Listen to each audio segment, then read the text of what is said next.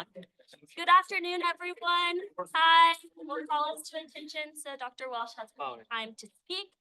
Welcome to our education seminar today. My name is Janae Wright, and I am a second-year education policy student here at the University of Virginia School of Education and Human Development. This talk is part of the Education Policy Works seminar series sponsored by the Banker Fund for Rural Economy.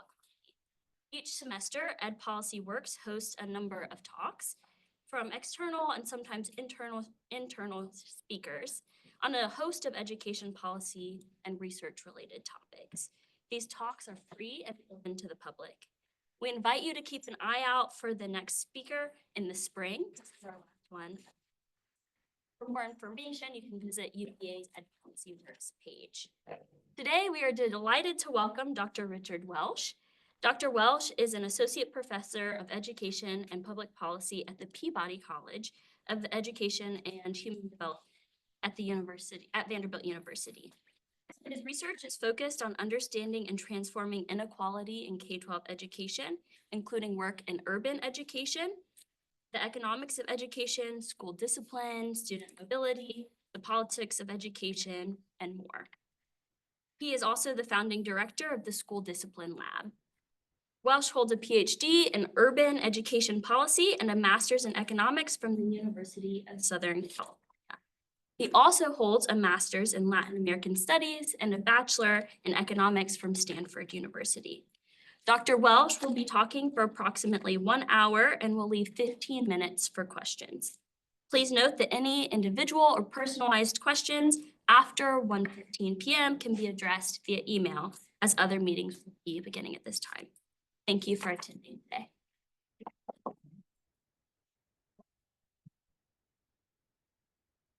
Thank you very much, Janae. Good afternoon, everyone. Okay, that's better. Thank you for being here, especially on the Monday after Thanksgiving. My name is Richard Welsh. I am at Vanderbilt University. Today, I am going to talk about neighborhoods and school discipline. So it's very new work where I'm thinking through it. So I'm gonna ask that you be very generous with your feedback and comments and stingy with your criticisms. So most of my work has focused on within school factors, but as we start to think on school discipline as a policy issue that's not only addressed by education policymakers, but also your mayors and folks outside of education, I've been thinking more about neighborhoods. So I'll walk you through some of what I'm thinking there from a conceptual framework that we've been working on. The we is my colleagues at NYU, Luis Rodriguez, Blaise Joseph, we've been doing work together. And then I'll also, so we go from the conceptual to some of the empirical using data from New York. But before that, I will outline what I consider to be the school discipline crisis and why we should care about school discipline. You can stop me for clarifying questions throughout if it's a quick clarification, or we can save them for the end. All right, so before we get started, let me just, there are different ways we can measure school discipline, the prevalence of school discipline and disparities. So let me just walk through the process and some of the terms I'll be using throughout. So when we refer to exclusionary discipline, we're talking about exclusion from classrooms and schools. And it typically starts with office discipline referrals or ODRs. So these are decisions that are at the discretion of teachers whether or not they're going to respond to perceived misbehavior by sending that student to the office.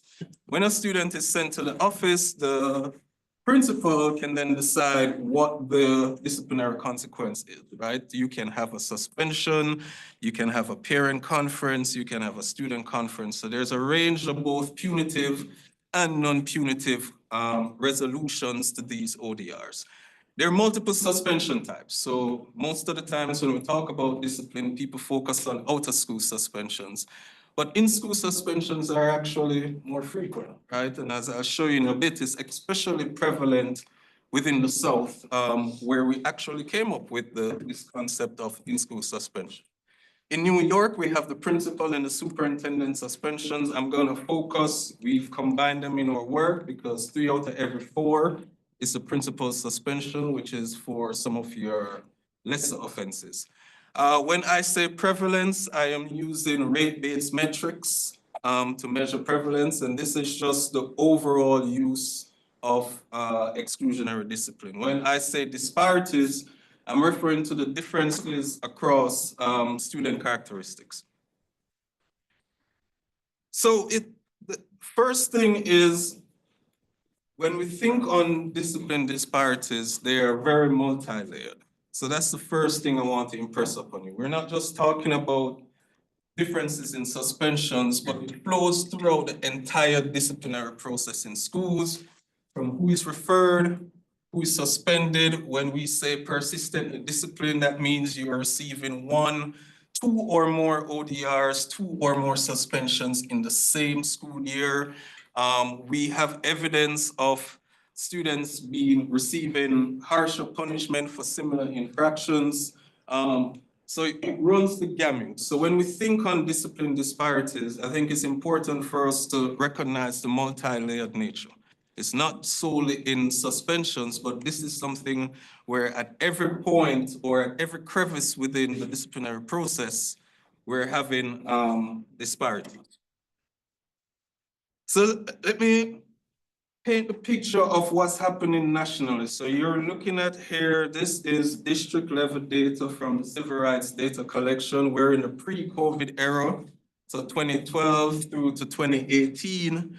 And we are looking at suspension rates in school and out of school suspensions across that time. So we've just averaged across the pre-COVID era.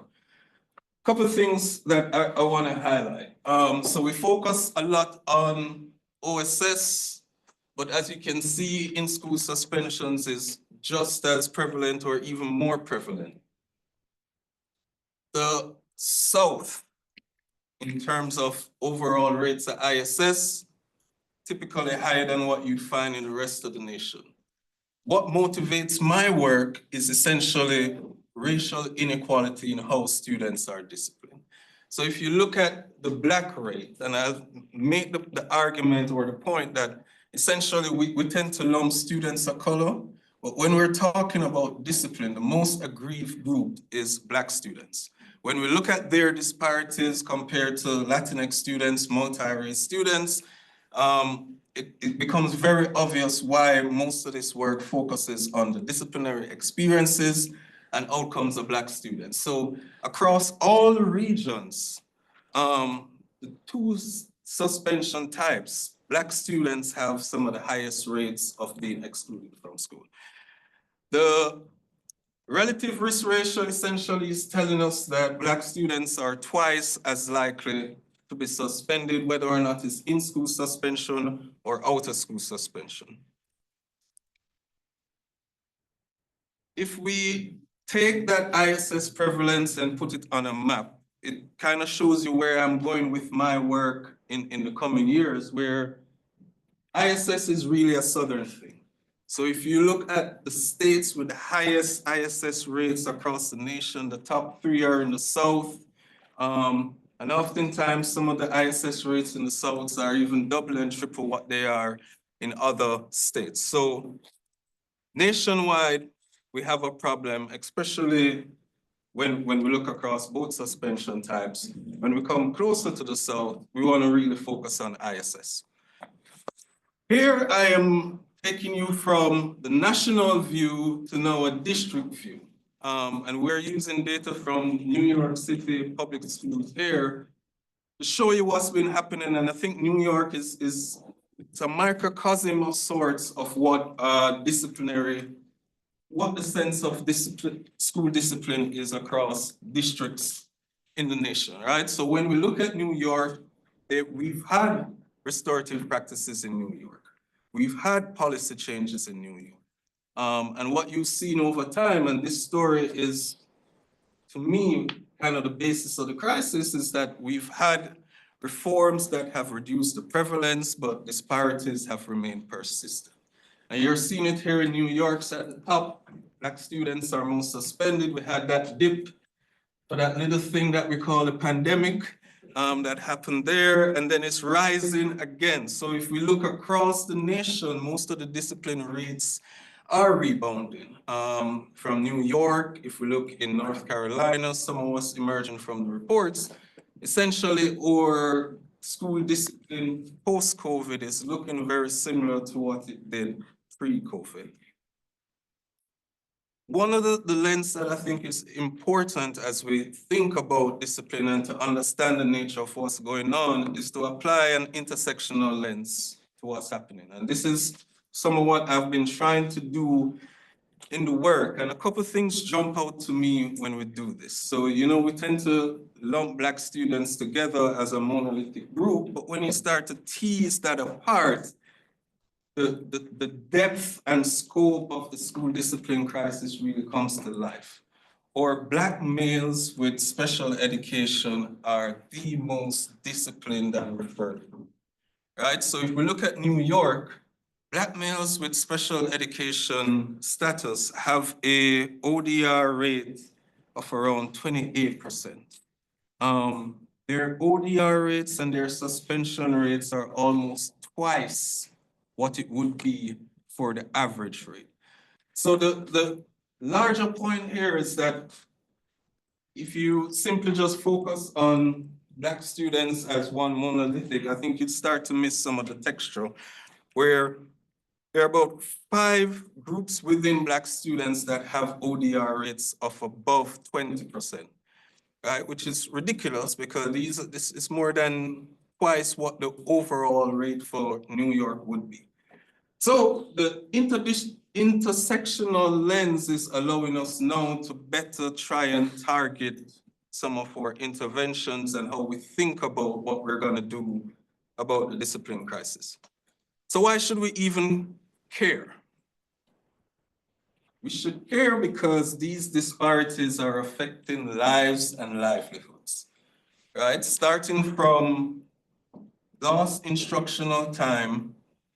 There's a national study by Daniel Lawson and colleagues that essentially found that we're losing millions of days of instruction to suspensions. And as you can guess, the students who are suspended the most are losing disproportionately more days.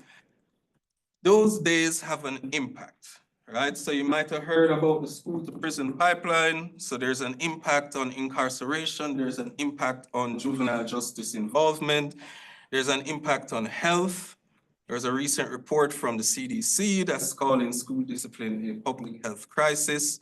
And of course, an impact on test scores that we're primarily concerned with.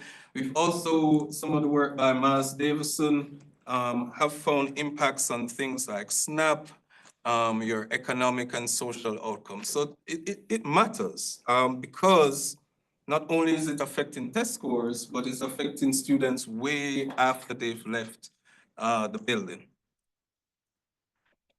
I think it's also important to highlight that school discipline has these relations with other equity phenomena, right? So before I wrote my dissertation on student mobility, I'm starting to do some work on chronic absenteeism. And when I think about those equity phenomena and I think about what's happening in school discipline, there's some eerie familiarities or similarities, right? And I think when we think on some of the underlying drivers, we're kind of fishing in the same pond.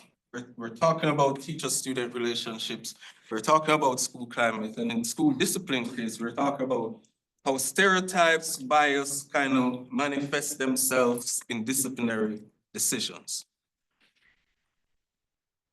So as I touched on before, the rates have gone down, disparities remain persistent. As I was speaking with Sir Cornell a while ago, I think part of the reason why this has been the case, we haven't used research evidence as much as I think we can in school discipline, and we haven't really applied interventions that we have strong in terms of tier 1 or tier 2, according to the ESSA tiers of evidence, strong evidence to say they reduce disparities, not just the prevalence.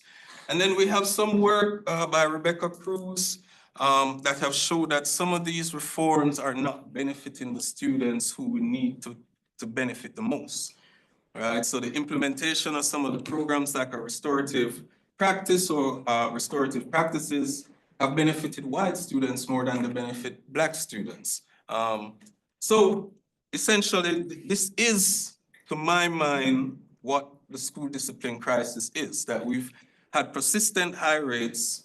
We've tried to do something about it, but what we've done haven't quite moved the needle.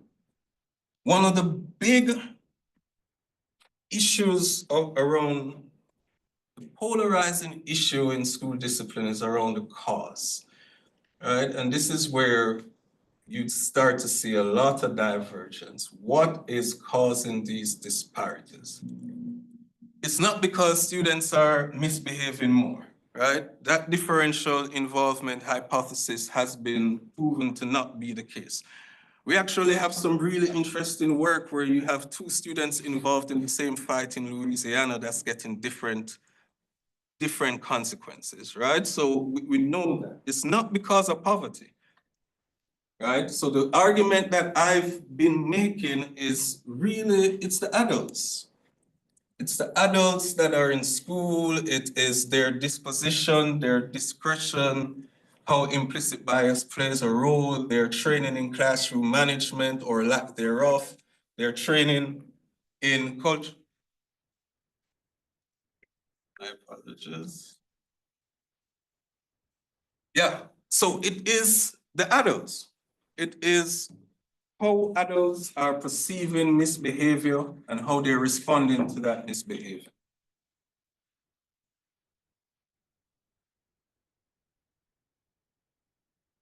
So a big part of my work, and as we get into the neighborhood stuff now, since we've established the discipline crisis, is really to try and confront what's happening. This is a quote from the 1970s, right? There was a series of reports by the Children Defense Fund that essentially put the school discipline crisis on the map. And I went back and was rereading these reports a few months ago. And this quote struck me because here we are having studies being showing us the differential processing. And they wrote this in the 1970s when it could have been written yesterday, right? Which tells us that at that point in time, Black students were twice as likely to be suspended. Today, they are twice as likely to be suspended. So it's almost as if we're very much stuck in punitive sense. So a big part of my scholarship is to try and generate the understanding as well as how we use research to transform what has been very long-standing disparities. All right, so the overarching thinking is that these disparities that we're seeing is not just a function of what's happening in schools, right? It is a complex social ecological process where students and school personnel, I can even throw, and families as well, are interacting. Most of the work that I've done so far have focused on school level factors, right? Which we know there's recent research has essentially told us that the classroom level and the school level is very instructive for what we're seeing in school discipline, right? So I've looked at school climate using student surveys, teacher surveys, parent surveys. We have some work that's looking across those three surveys. Most of the work on school climate and school discipline have used mostly student surveys. We've looked at teachers, so using the teacher survey, we've also looked at observable teacher characteristics, so their experience, their education. We focus a little less on some of the principals and assistant principals. We've looked at parents, so we have their survey. We have a qualitative study that hopefully should see the light of day soon, where we talk to parents in New York. And we have work on support personnel. So we're looking at the guidance counselors, the school psychologists, the social workers, and trying to link those to discipline. What I'm going to talk about today is kind of where we've been thinking of going next. So if we get an understanding of what's happening in school, let's try and think about what's happening outside of schools and if and how that influences school discipline. The neighborhoods where I'm going to focus on today is where students live, but when we did this, we've essentially done it with where the schools are located and where the students live, and we're trying to think through and interpret what the differences between those are. But the strongest results or more significant results and what prior studies have done, Michael Gottfried and what he did with absenteeism is focus on where the students live, because that's the area where they have the most influence. So why am I? Sorry, can I just ask a quick clarification question? Because I think it might play into this, is on the stuff you've done at the school level, how much does the teacher race and support personnel race factor into this? Is that a Huge. Not just the work that I've done, but we're coming out of New York. I want to say Sherrill and Company, the landmark paper would be coming out of North Carolina. That's Constance and Cassandra Hart have essentially found that when Black students have Black teachers, their likelihood of being suspended and referred goes way down. So racial congruence plays a part. In some of the work that I've done, I've looked at the race of the principal, the race of the assistant principal, it plays a part. In some of the work that we have on support personnel, Black social workers or Black guidance counselors are better off for the disciplinary outcomes of Black students. So race is huge, and it runs across all the adults in school, from your principals, your teachers, to your support personnel. Yeah. Other clarifying questions before I continue? We good? All right,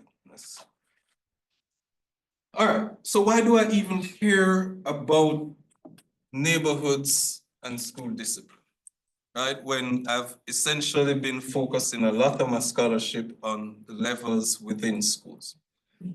A few reasons, I am becoming more interested in what I call sociological roots and tentacles of educational equity, right? So not just school discipline, but some of these questions I'm thinking about with chronic absenteeism as well, with student mobility, right? So the context that surrounds schools, how it feeds into schools and how schools feed back to that context. Some of what Ann Owens and Peter Rich in their article kind of call this neighborhood school structure, and looking at the complexity of how they're shaping each other.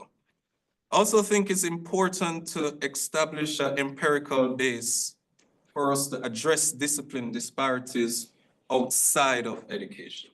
So when we think on who has the levers now to try and address school discipline, it's your superintendents, it's your principals, it's your state policymakers.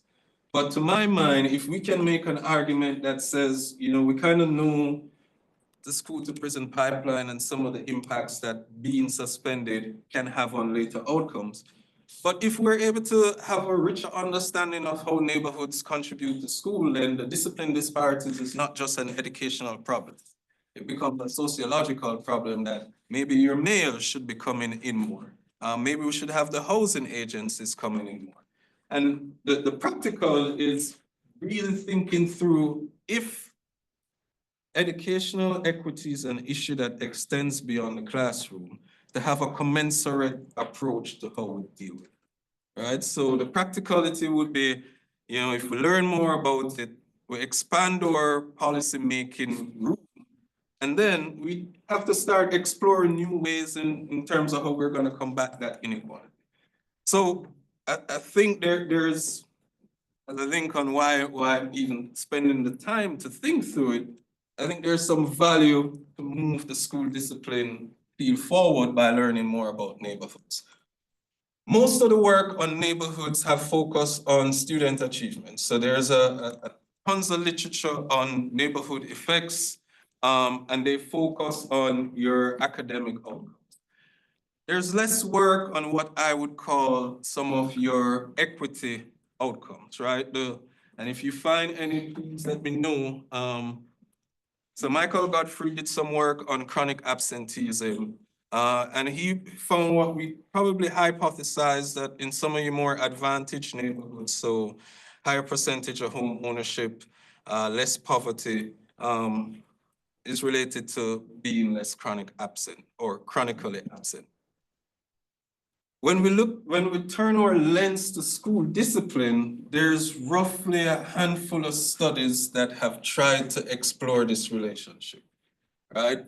So it has been completely overlooked in terms of how we think.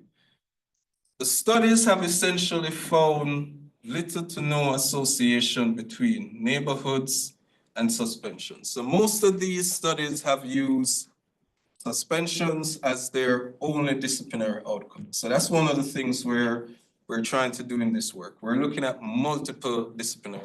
So we have ODR suspensions.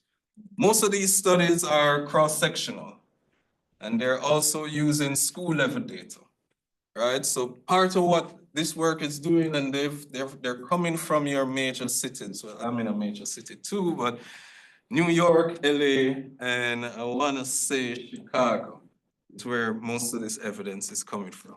So what we wanted to do is think about how we can add to the literature. And the literature is telling us now that maybe neighborhoods don't really matter as much for school discipline, but as such an esteemed room knows, we can use more granular data to try and see if we arrive at different interpretations.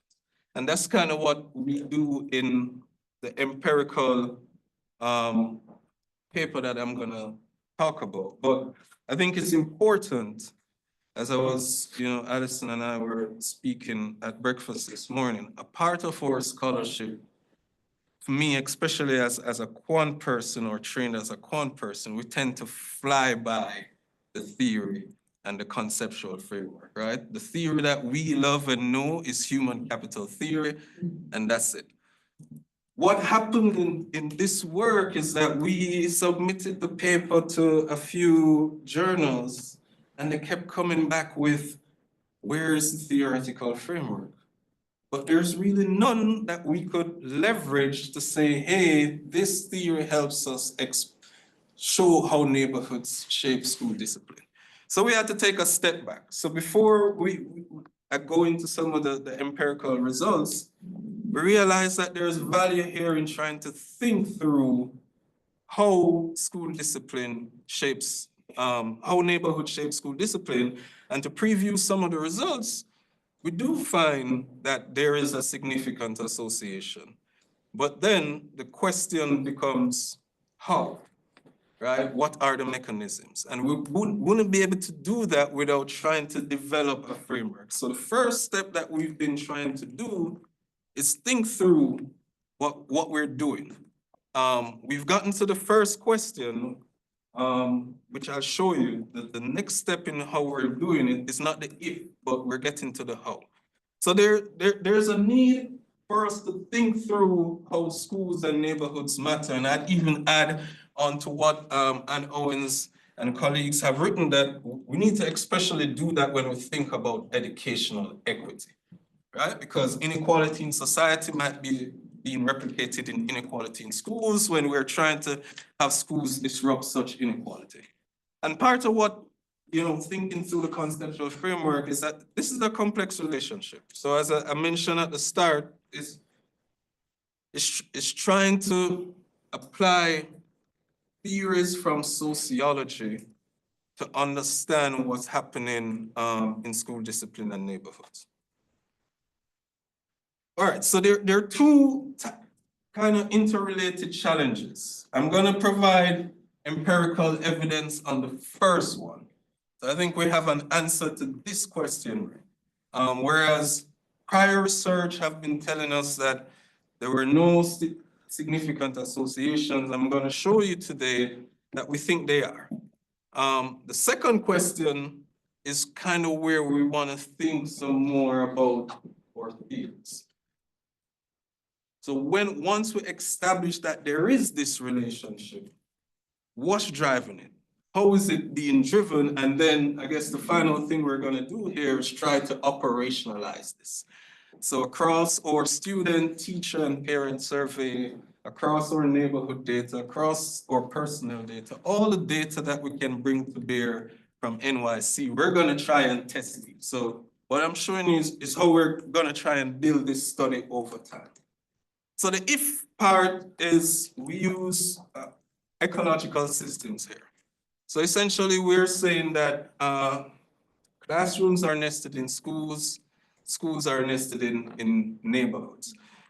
The interactions and the relationships that students have with school personnel, their peers in neighborhoods, other neighborhood folks, as well as school personnel shapes their disciplinary outcomes.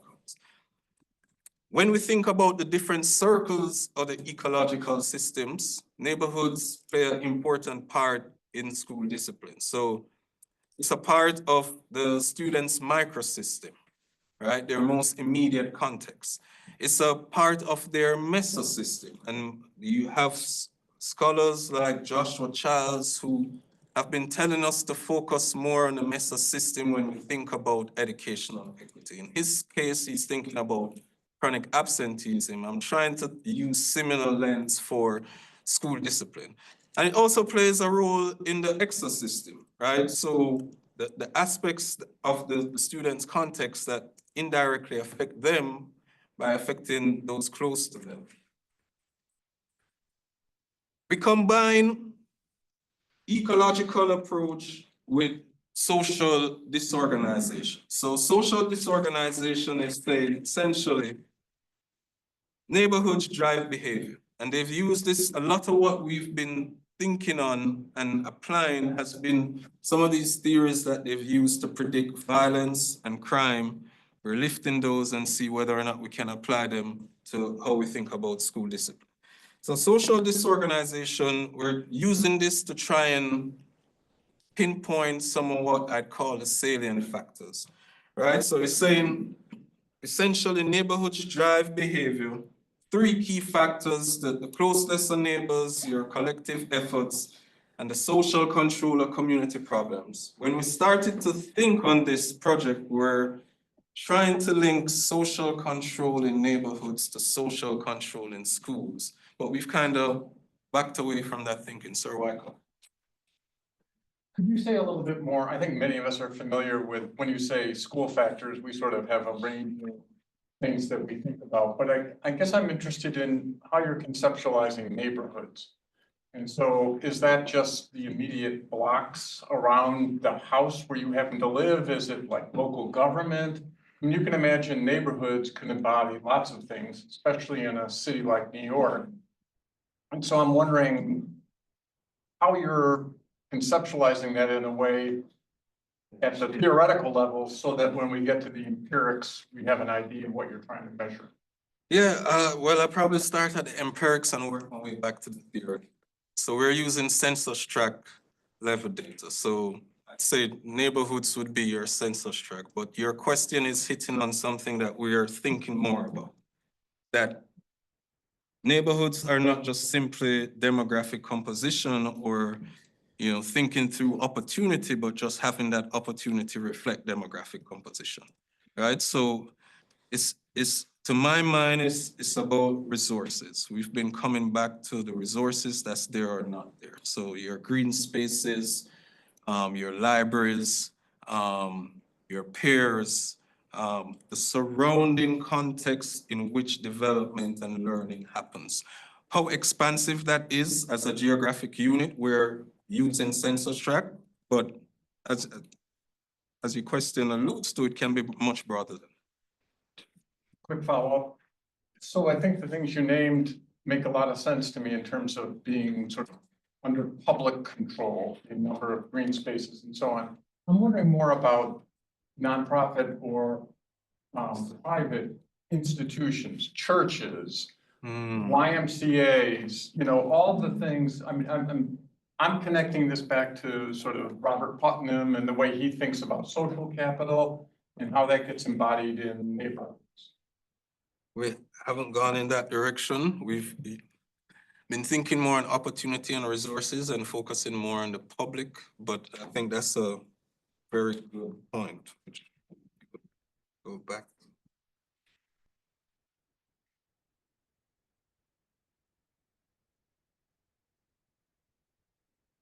Other questions? Or we keep trucking? All right. So we have essentially what we're saying here is students are more likely to misbehave depending on the attributes of their neighborhood.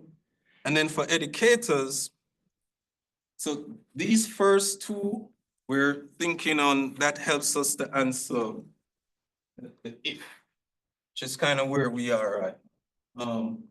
Where we're thinking through, and I'd love your help and thoughts, is the how, right? The mechanisms to kind of sort through, you know, to Sir Wyckoff's point, how do we define neighborhoods? How do we capture neighborhoods without simply just capturing some of the inequality that already exists, right? So for that, here's what we're thinking.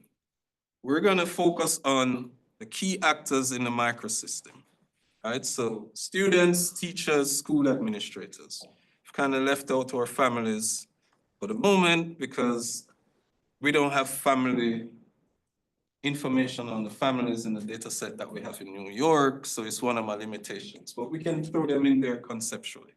But I wouldn't be able to operationalize it, and what we're trying to go for here is to try and operationalize this framework. We're saying that the neighborhoods matter because they're shaping perceptions and behavior. The perceptions and behavior of students as well as educators, and perceptions matter a lot in school discipline. The perceptions are shaping the behavior as well as how teachers and principals are responding to that behavior. So a couple thoughts. When we think about how neighborhoods can shape how a student behaves, and we're trying to delve into this sociological riddle right now, it can change how they perceive themselves and their peers. It can change how they behave themselves. Some of the work that have shown their perceptions of their neighborhood shape academic outcomes. It can be the peers that's around them, or it can be exposure to adversity. So we're toying with these different ways in which the neighborhood that I live in as a student is shaping how I behave in these complex ways. And most of these we're gonna try and get to by trying to triage through some of our survey items to link back to some of these things. So you have questions asking about their peers, whether or not they think their peers misbehave more or more disruptive, where we can try and link back here. The next kind of behavior we're concerned with is what the educators are doing, right? So and this is huge. Disciplinary decisions and how we have disparities are really the function of decisions that have tons of discretion in them, right? And that discretion, work has shown, is subjected to it being a pathway for implicit bias. And that bias then leads itself into some of the disparities that we see. So we want to try and think through, okay, what range of theories can we use to try and explain some of the educators' expectations, how they might be perceiving the neighborhoods that students come from, how they might be labeling those neighborhoods, and that in turn dictates how they respond, and then kind of taking that notion of racial threat to neighborhoods, right? So as you have neighborhoods where you have a growing proportion of residents in color, that might be perceived as a threat, and that threat then kind of is resolved by the force of, well, using power within disciplinary decisions. There's also another part that we're thinking of. So we have the educator, we have the student thinking through the family and the interactions between those. So in some of the work that we've done using the parent survey, we've essentially found that parent-teacher trust and parent-principal trust are significant factors in the likelihood of whether or not the student is referred to the office or whether or not they're suspended. And then there's some work by Eberhard that have essentially raised this notion of what we call the vicious cycle, right? So students are gonna sense your perceptions to them, oh, you're expecting me to act out, and that in turn leads me to act out, which then confirms what you were saying, and that cycle continues. So where we are right now with this framework is, I think we have enough to think through the if and try and explain the if. Where we want to go next is the how, and to try and get deeper into the sociological literature there. Let me give you some evidence on the if before we open it up for a conversation on school discipline and neighborhood. So here, simple research question is, we're using student level data. We're gonna control for school and neighborhood characteristics, and we try and scaffold the models in different ways where we can try and tease out some of the interpretation. Using logistic regression, we're gonna use our two disciplinary outcomes, so not just suspensions, but we're also interested in ODRs. And what we wanna try and do here is establish that if, right? So if neighborhoods are related to school discipline. And then the second part is, we have tons of neighborhood attributes, right? Tons of different ways to define a neighborhood. What factors should we be starting to cue in on? All right, so we're using data from largest district in the nation, New York City Public Schools. It's only for Midland High Schools. We're in the pre-COVID era, but we're about to update this analysis and add some of the recent years that we've had since the pandemic. Discipline records, we have ODRs, we have suspensions, we have data on our students. For the school, we know who is in the school in terms of the students, in terms of the adults in the school. We throw in school climate in there based upon our student surveys. Use exploratory factor analysis. Two factors we use. In some of the other work, we're thinking of playing with using the teacher versus the student and whether or not there's differences in those results. For the neighborhoods, we're using data provided by, I want to say, the Furman Center at NYU, and we're focusing on 5 factors. So 4 is coming from our social disorganization, and you can see how we're trying to operationalize family composition, residential mobility, racial diversity, and poverty.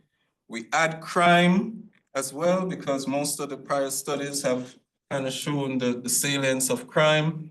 Not going to present on it today, but we have gentrification as well, that we've separated into a whole nother line of work, because we found essentially that Black students in gentrifying neighborhoods were more likely to be referred and more likely to be suspended, but we didn't find that for other student groups. So based upon that finding, we just shifted the gentrification paper to a whole nother thing to think about. How are we defining gentrification? How does it vary across the different definitions of gentrification? So that's become its own separate thing. So for today, I'll focus on essentially these 5 characteristics. And I welcome all feedback and suggestions on kind of where we should go, because as I mentioned, I think this is our first kind of cut. Can I just ask a quick question? On just roughly how many schools are there? Like, I'm trying to figure out how many census tracts are feeding into. Census, we have about 2,500 census tracts, 1,830 schools. Make sure I'm not misspeaking. Sorry, I'm not sure, several clarification, but has there been any thought about the neighborhood versus in school? For example, there's higher policing in the neighborhood, but then there's also police officers in the school. Does that lead to exacerbation of the effects you're seeing? They have something we can look at. We haven't, so I know Louise, my co-author, has some work looking at arrest rates and police personnel in school, but my work haven't ventured into that, but I think it's a good idea.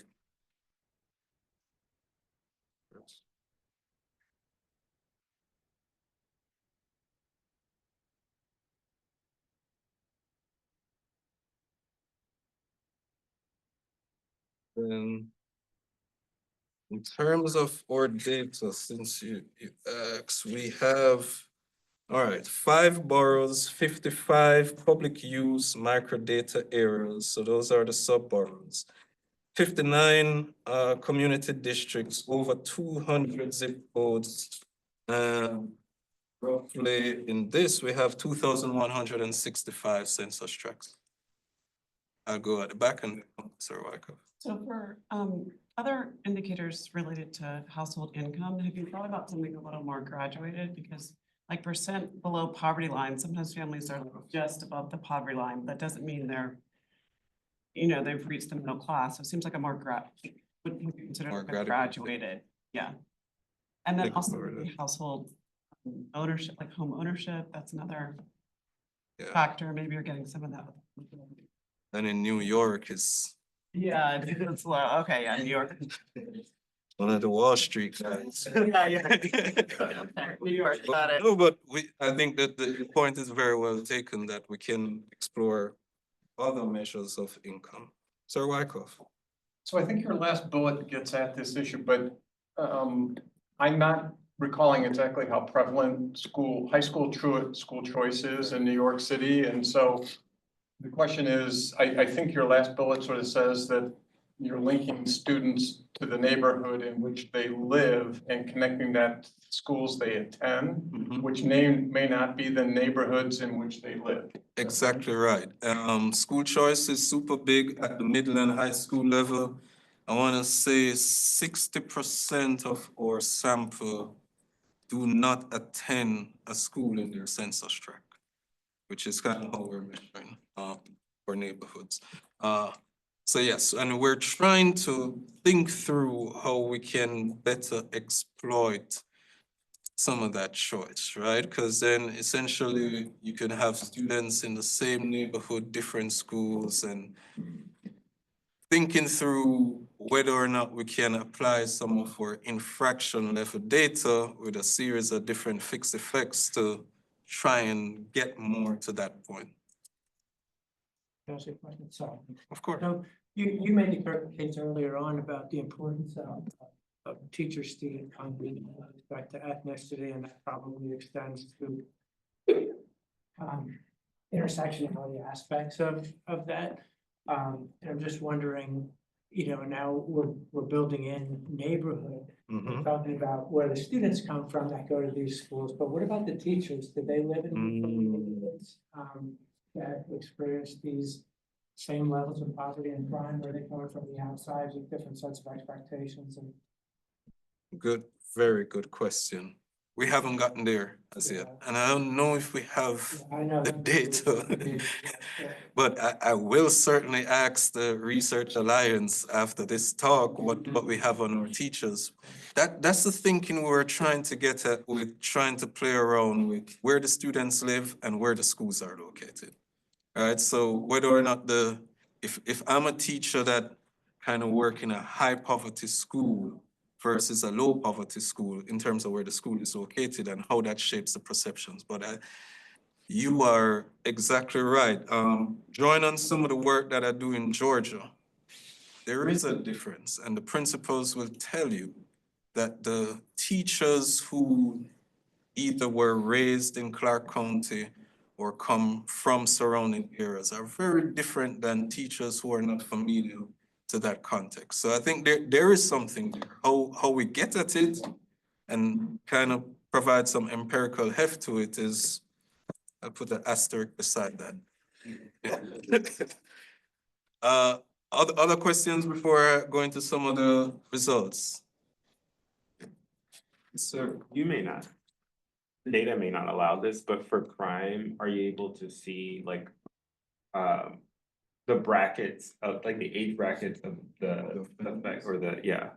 Because I'm curious about if a potential mechanism, like if teachers are concerned about like gang violence in particular, or like youth crime in particular versus like adults, if that will sort of raise that threat hypothesis more. Yeah, and probably one of the ways we can think on that too is schooling levels. So maybe you wouldn't expect to see some of that trend in elementary schools. We've been focused a lot on middle and high schools, but we can extend our data into elementary schools to play around some with the age of offenders.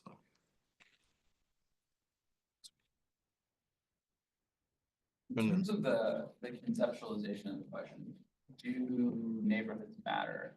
I think you could set that up in a couple different ways, and I'm sort of, you correct me if I'm wrong, it seems like the primary way you're thinking about this is I have, for a given school, I have 2 students that are otherwise similar, of the characteristics, and they live in different neighborhoods, and you're asking, does that difference matter?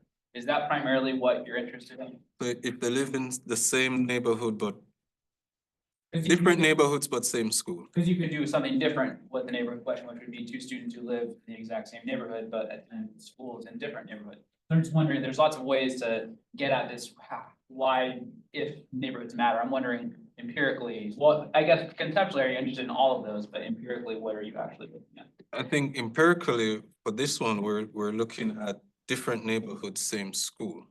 Because we're throwing some school fixed effects around, but in the work that some of the next steps is to disentangle exactly what you asked, because there are different comparisons that we can make to provide us with different info, right? So different neighborhoods, different schools, same neighborhoods, same school, whether or not they're attending a school within the census tract as opposed to choice, looking across that as well.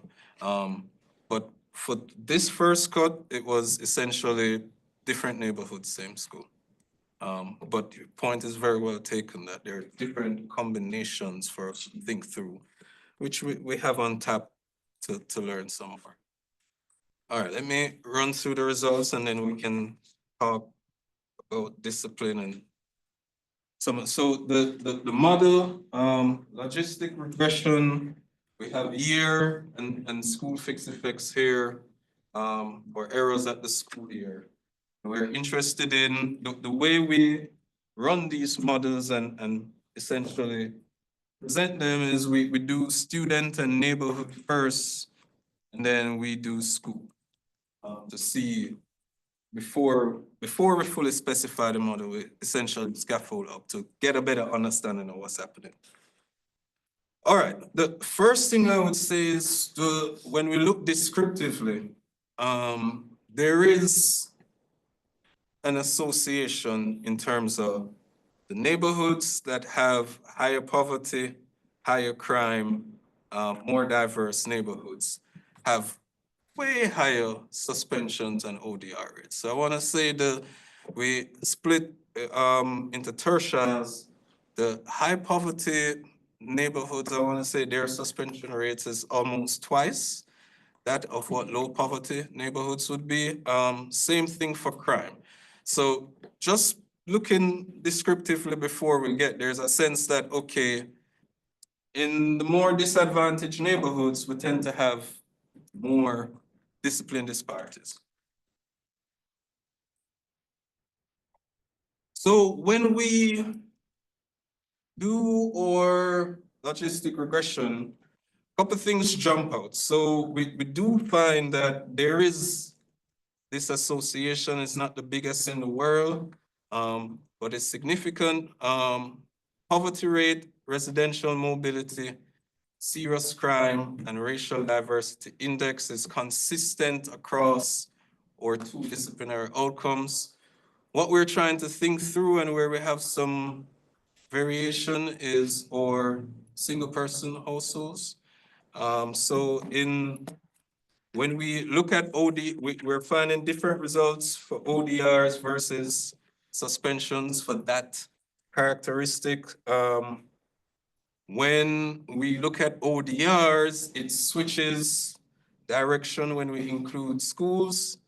When we look at suspensions, it completely loses significance when we lose. So we're trying to think through what is it about family composition? And this again goes back to the importance of us kind of developing this conceptual framework to help us interpret what's happening. So yes, to answer the if question, which is what we're trying to do in this analysis, neighborhoods do matter for school discipline, especially poverty and crime, I would say is probably the ones that we're queuing on the most. Just to show you some predicted probabilities to give a sense of whether or not some of these are meaningful. Here you're seeing a standard deviation in poverty rate and what that is associated with in the risk of ODRs. For your, I guess, reference point, the ODR rate, I'd want to say the average is around 13%. Might be a little too high, but thereabouts. We see similar kind of relationships when we use predicted probabilities across crime as well as residential mobility, racial diversity as well. So the sense is that unlike the prior studies that haven't shown association, we're hypothesizing that using more granular data is actually beginning to reveal an association between neighborhoods and school discipline. We play around a little bit with some of our interactions to get a sense of how this might be affecting the students who are most disciplined. And I would say that the kind of takeaway that we're beginning to form is essentially neighborhoods matter, but they might not matter as much for our Black students. And we're trying to work through that with what we're seeing in terms of the disciplinary benefits of living in a better neighborhood. And we're trying to combine that. Most of this we've shifted to the gentrification line. And why does it seem as if gentrification is having an adverse impact or adverse association? I'm very sensitive to using the word impact in such a audience because we're not dealing with causal papers, we're dealing with exploration. But it just seems as if Black students are the ones that's not benefiting disciplinary wise from gentrification. So where do we end up and the next step? So we did find positive associations even when we control school and student characteristics, when we throw in fixed effects in there. So we're gonna make the case that we're answering the if question, right? So neighborhoods do matter for school discipline. The next place we're going is that why question. And that why question depends on essentially us getting a little bit clearer in our conceptual framework so we can operationalize the different surveys, the different data we have, the different data that I'm going to try and get to answer the whole question. And with that, I will open it up for questions. Thank you very much for your time and attention.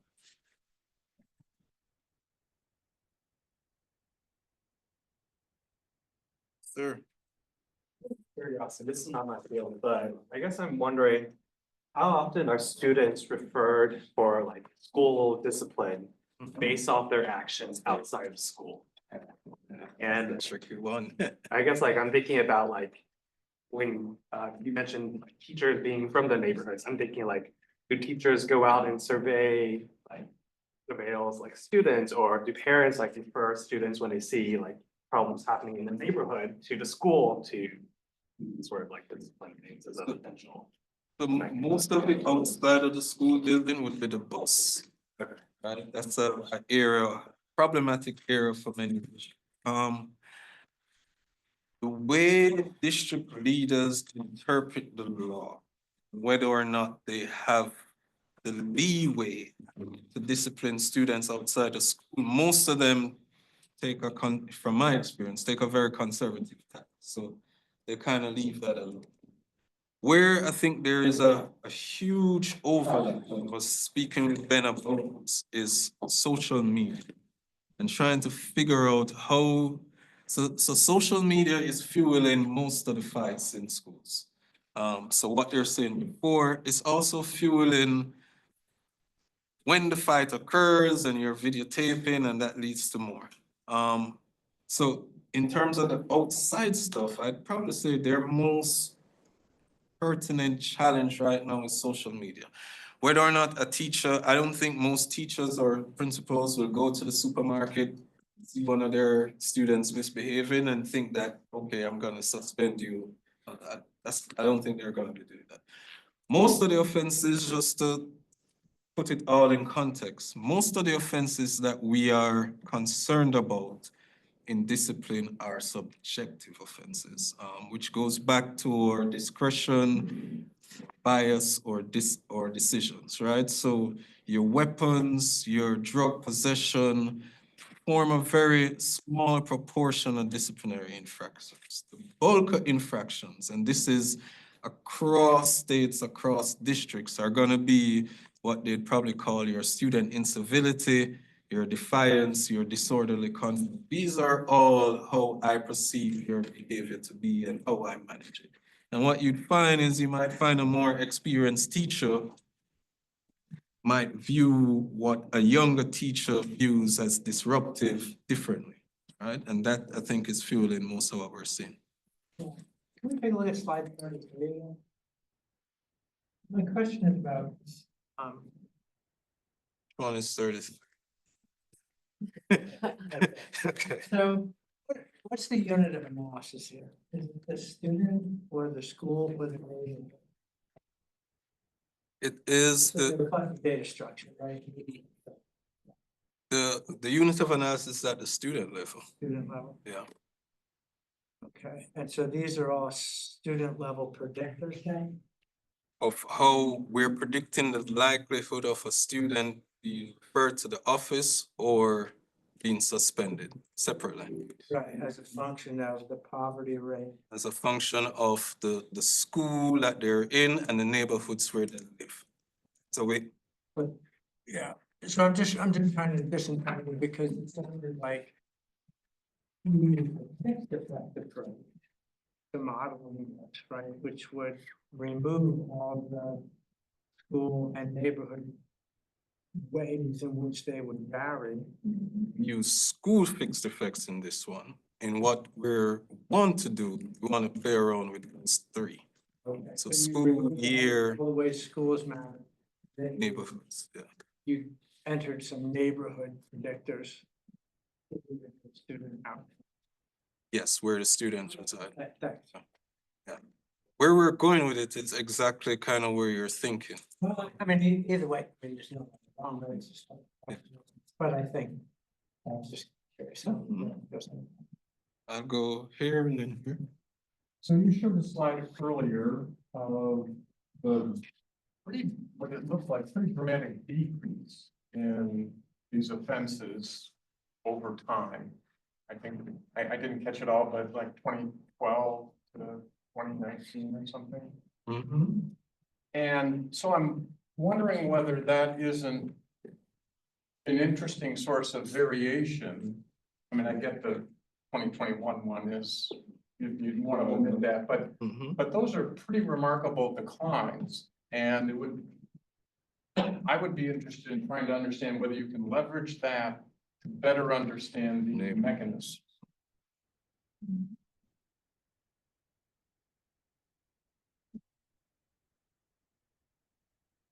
I mean, are these some schools that I mean, my guess is neighborhoods aren't changing much, but maybe practices within In the schools Mhm. or other factors that might be more related to families or other, I don't know, Changing. but Some Mhm. states mandated that you have to stop suspending. You can't suspend elementary school students, or you have to only suspend for certain offenses. So there was a concerted effort in many states Mhm. to limit the number of out-of-school suspensions.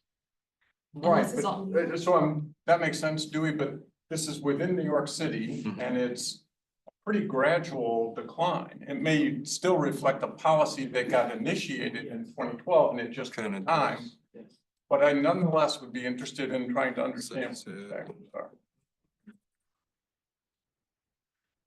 So we've been focusing more on the other tail. So in some of the work, we've tried to identify what we call inclusive disciplinary schools. So schools that are beating the school discipline odds. But I think we're gonna think some more, because essentially you'd have variation across boroughs, within boroughs. And if we can then start to categorize the change in, let's say, your black ODR and suspension rates across all of those units, And I think we can do some interesting stuff.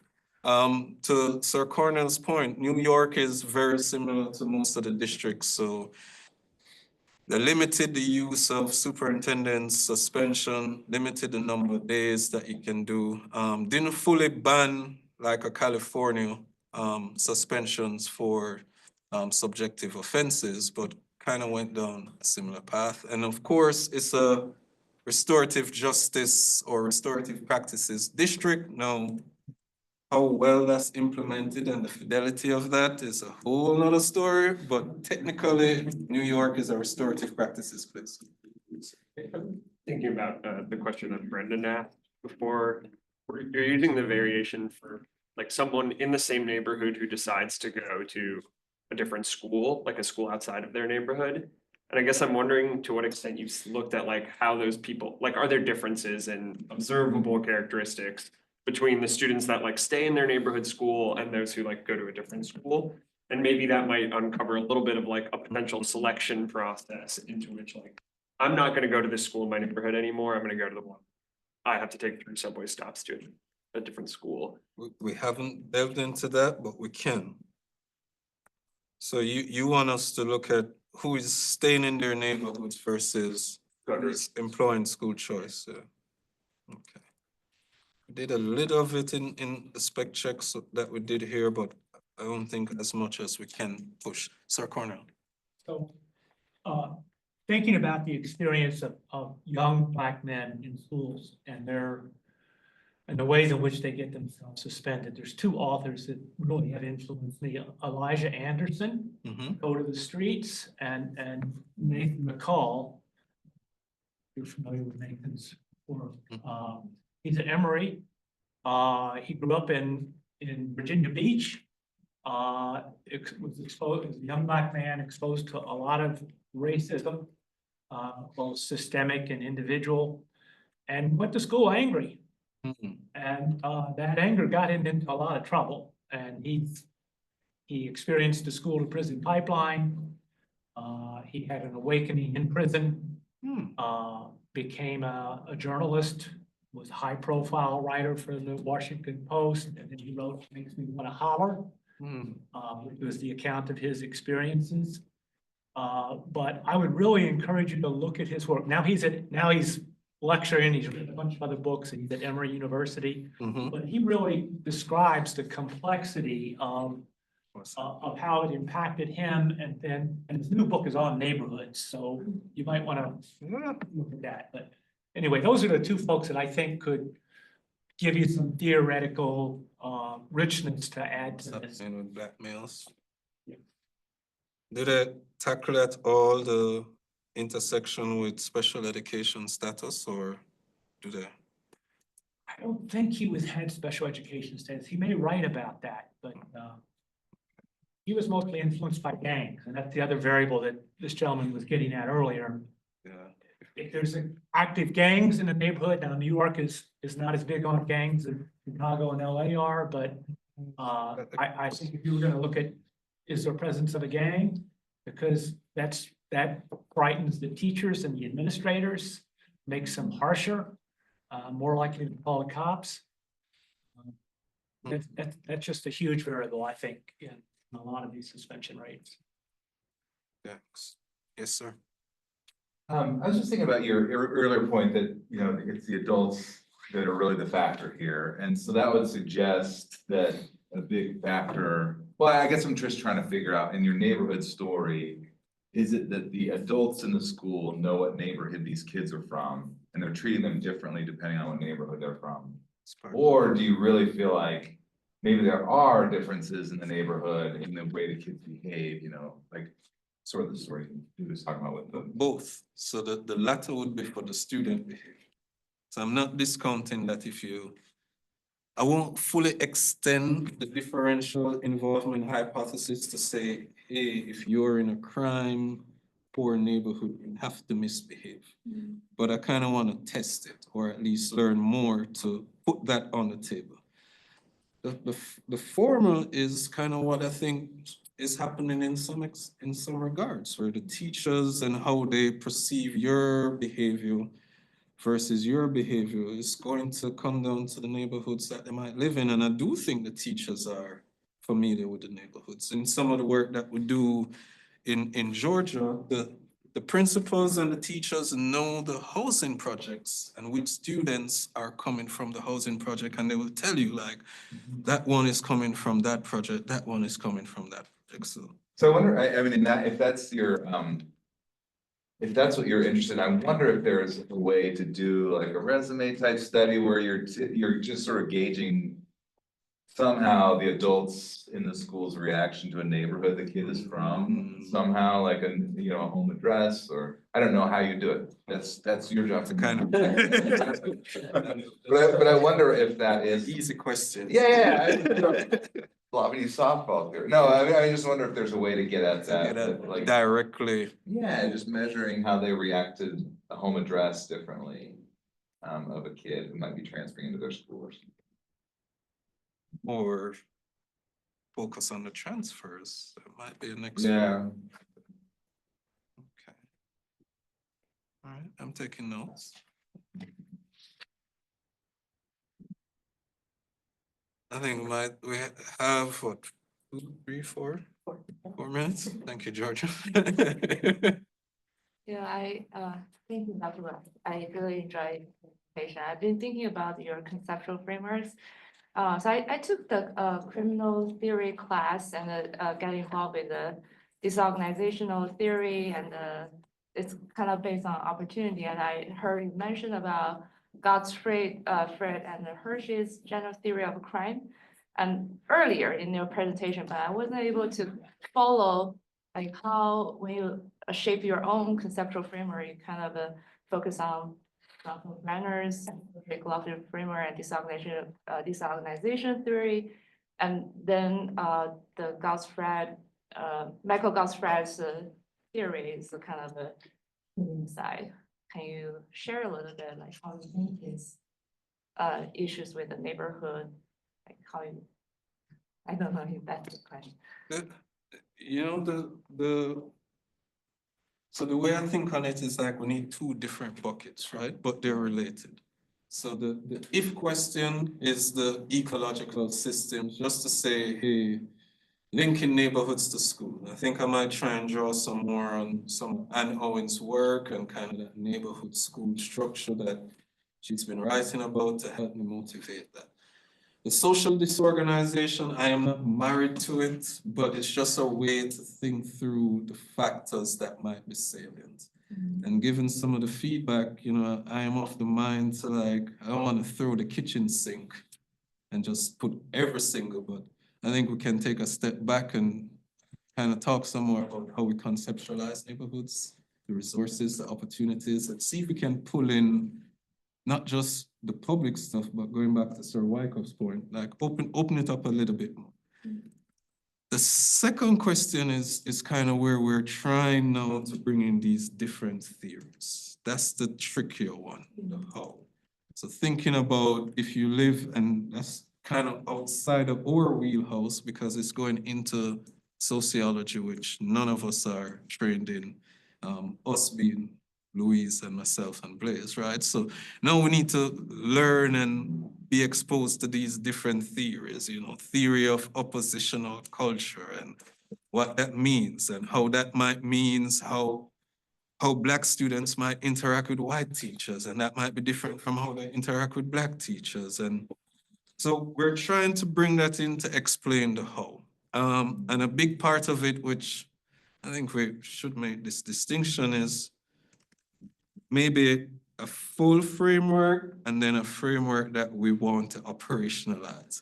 And I think we've been over this side, we probably should shift to the full framework side, but our thinking has been informed by what data can we use and bring to actually bear this out. But if we broaden our thinking, then we can get to some of the questions and the ideas and the suggestions that you brought up, like maybe we can do this in a different way. Right? Maybe we can get at perceptions a little bit more directly, frontally, rather than through limited to what we have in our data set. For Gottfried's, what he did in absenteeism, that's probably like most quant, I am not sure that paper has a theoretical framework. So the interpretation might not be, and I'm a big fan of Michael, so he will understand that. That makes sense. Yeah.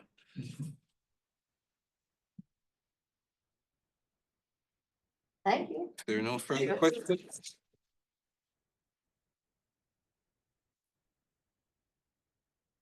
Thank you.